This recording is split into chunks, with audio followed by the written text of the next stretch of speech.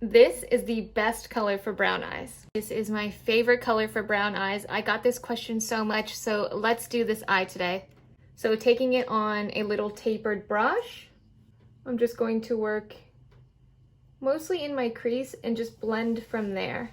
This specific shade I love so much because it is such a true purple.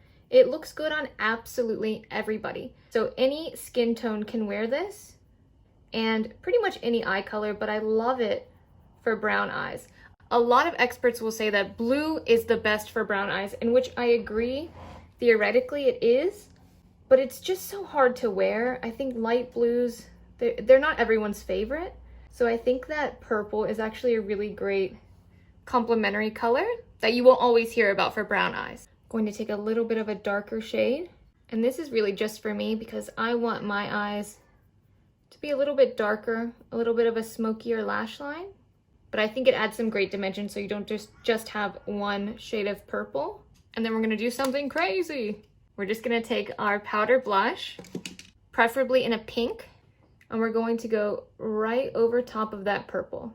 And I'm gonna take this little paddle concealer brush, and I'm going to just blend those colors nice and seamless